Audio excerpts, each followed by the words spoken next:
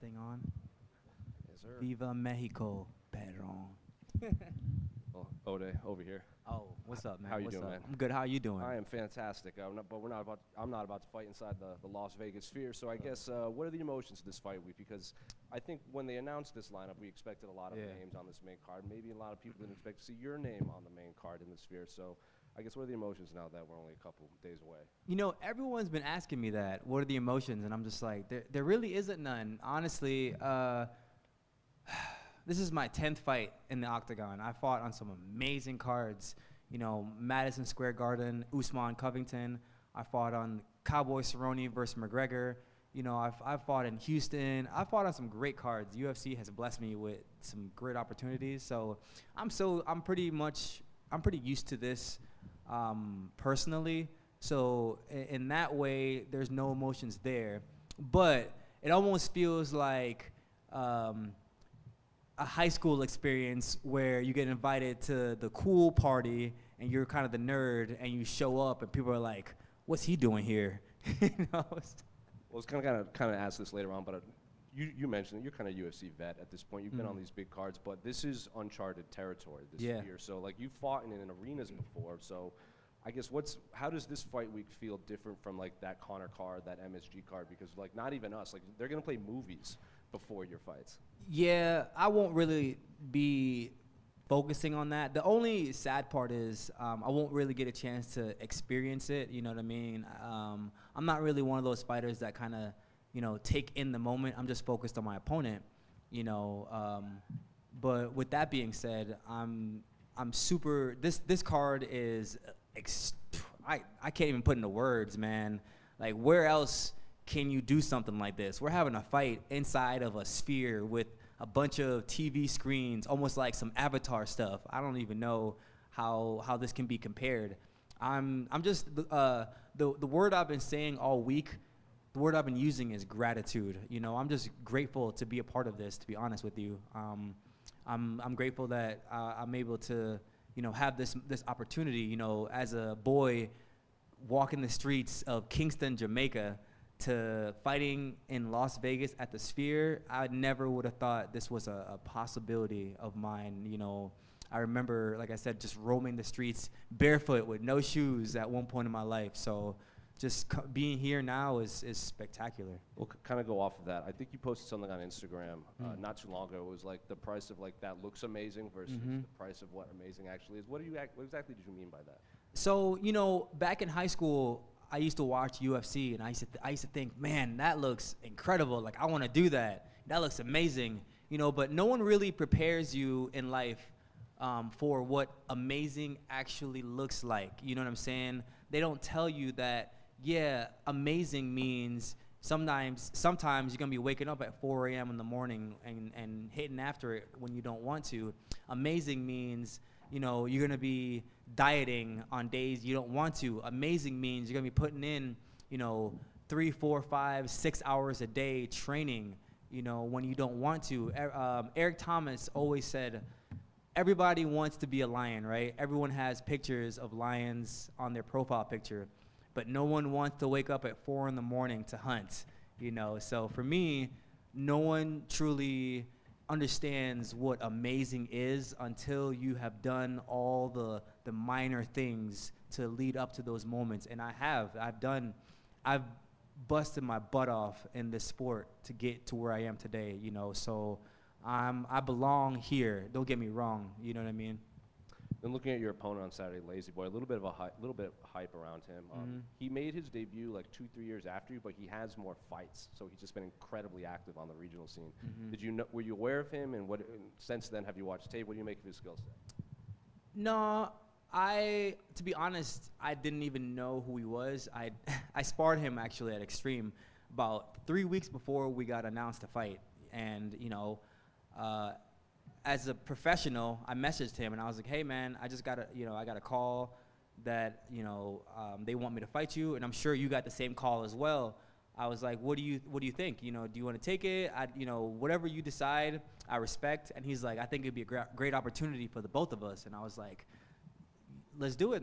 Thank you." You know, I got nothing but love and respect for Lazy Boy, to be honest, man. He's he's a cool dude. I like him, actually. You know, I think I've actually traded messages with him to come train with me before we got announced to fight. So, like I said, I got nothing but love and respect. But don't get me wrong, I am the Jamaican sensation. And yeah, done no otago. Anytime you see me in the octagon, you already know, man. I'm one of the best strikers in the flyweight division. You know, look at my resume. My resume speaks for itself. All the guys that I fought speaks for itself. Asu Almabayev, you know, Charles Johnson, Manil Cobb, CJ Vergara. You know what I'm saying? I got everybody that I fought has been no short of a badass. So this is a good test for him. I haven't really seen a fighter that he fought that I was like, oh, he beat this guy. He's pretty good. In fact, he lost to a guy that I knocked out in, 29 seconds. So I'm like, I'm not really impressed with anything that he does, because I know Ode Osbourne, am a striking machine. So come on. Did you take anything away from that sparring session you had with him? Nah, it's sparring at the end of the day, and you know, with gym etiquette goes, you know, I don't want to talk about our sparring session private. That's between him and myself. Just last one. Can I get your thoughts on the main event between Sean and Merab? Oh man, I don't even know that.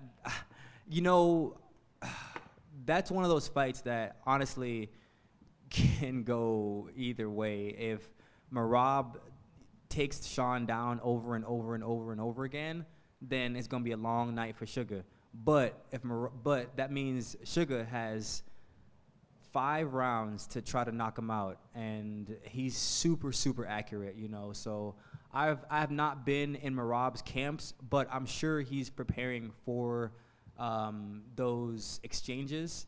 Yeah, I don't really know. I don't know, man. I don't know. I have no idea. That fight can go either way. I think it's just whoever shows up the best that night, because Merab always shows up and Sean always shows up, man. One thing with Sean O'Malley, that boy shows up. He comes to show out every time. Oh, they're right here. Where am I at? Where are you at? Straight up. About 1 o'clock. Oh, I see you. Okay. Oh, they're 1 o'clock.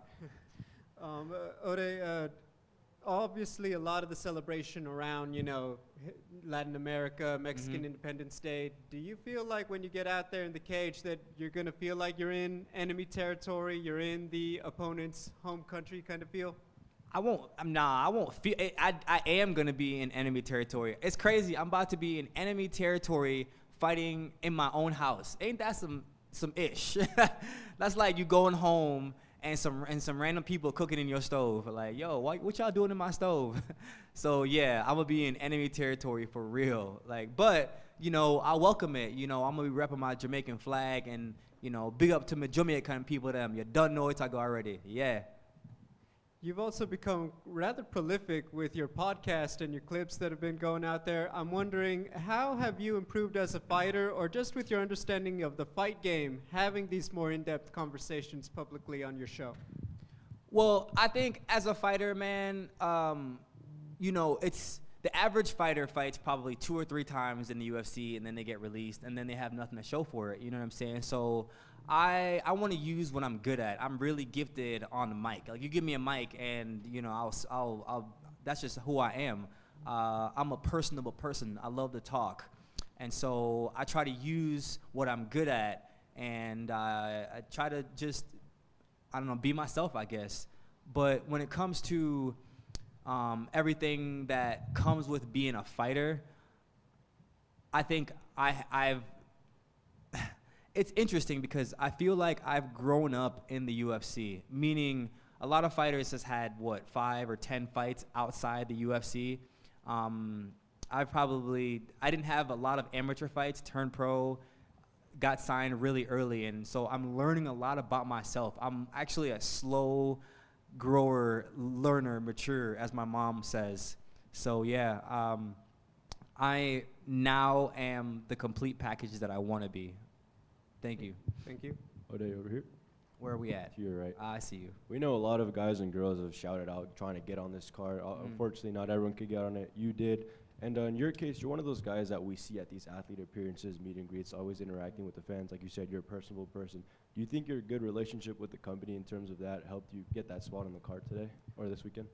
It's possible, you know, because I'm a martial artist in the octagon and outside the octagon. And the UFC, you know, you have to represent the company well, you know, and I don't fake it. That's who I am. You know, I work with Las Vegas Metro Police, and we go and do a lot of community outreach programs with the kids. I speak at the schools probably here in Vegas 2 times a week, not because, you know, I want to have cameras on me. In fact, I don't even bring cameras. I do this by myself. No one even records it. I go in there and I run my own program. So yeah, maybe that has to do with it, but also I'm personable. I'm an exciting fighter. I think more so I'm an exciting fighter, so that makes the UFC go, you know what? Let's put Ode Osbourne on this card because the fans love an Ode Osbourne fight. Come on, I'm no shy of being boring, you know. Yeah, for sure. That's awesome. And I know you mentioned your take on your emotions going into the spectacle, but we see all these people from all over the world just get hyped for the sphere alone, given how the importance is garnered all over the world. Do you think you being here in Las Vegas, I'm sure you drove by it a couple of times on a daily basis, do you think that makes you even more excited than those people? I don't know if Las Vegas has anything to do with it, honestly. I'm a very spiritual person, so for me, it's all God and nothing else, you know what I mean? I can do all things through Christ who strengthens me. So for me personally, man, it's just growth, you know what I'm saying? I think every walk is different. Every time you walk out into the cage, sometimes you walk out into the cage and you're going through, you know, trials and tribulations in your life. Other times, everything is going good. And so every walk is different. I think now my walk now is I'm calm and stoic. And I don't need to really be excited, you know what I'm saying, or play excited. I know what I'm going to bring to the table already, you know. So it's just one of those things, man. I know who I am. Thank you.